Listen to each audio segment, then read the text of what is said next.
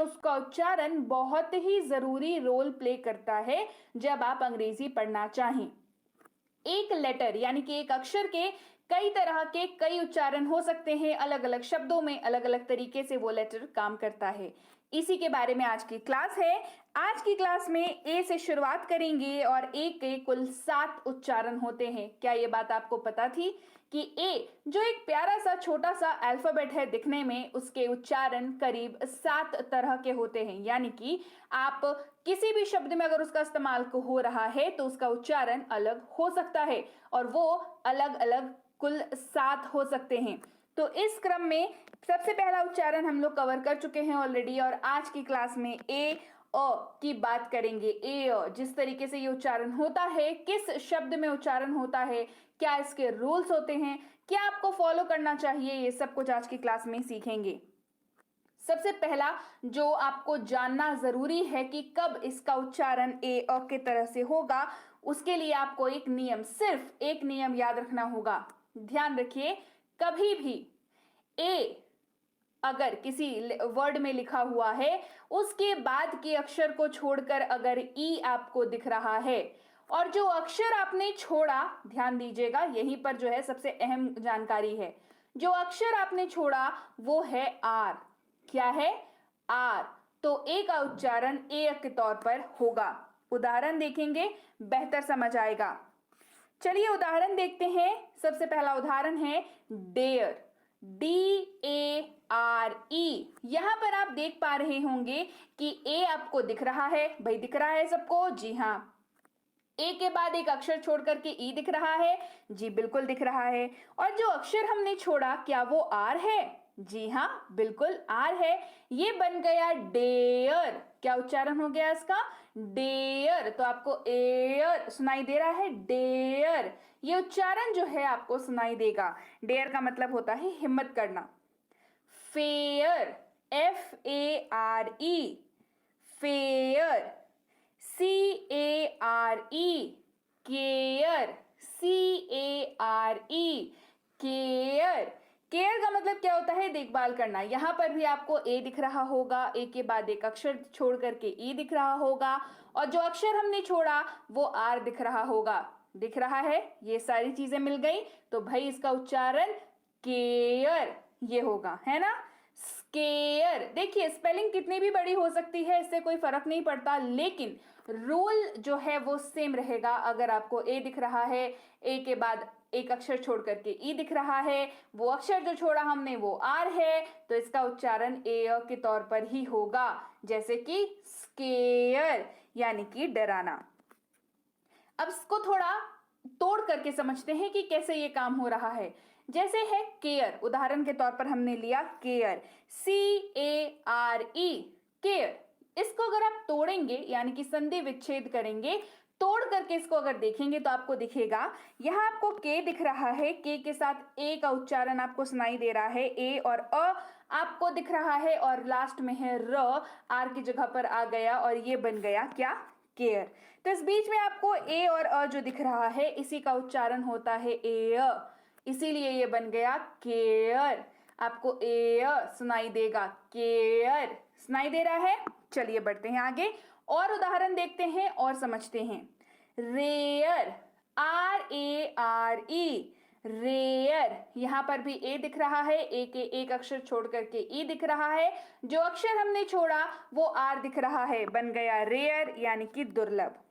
Share, SHARE, share यानी कि हिस्सा करना, अंश देना।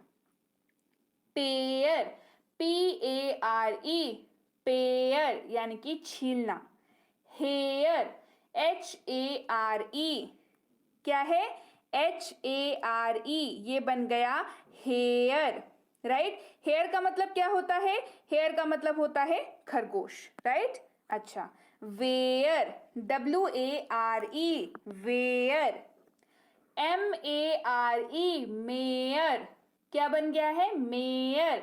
इसका मतलब होता है घोड़ी। जी हाँ, घोड़ा जो है वो पुल्लिंग है और घोड़ी जो है वो स्त्रीलिंग है। ये बात हिंदी में तो हम सबको पता है। और घोड़े की अंग्रेजी होती है हॉर्स, लेकिन घोड़ी की अंग्रेजी होती है मेयर। क्या ये बात आपको पता थी?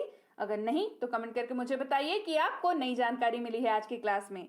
स्पेयर, SPARE, स्पेयर, यहाँ पे भी सेम रूल लागू हो रहा है और स्पेयर का मतलब होता है अतिरिक्त या ज्यादा।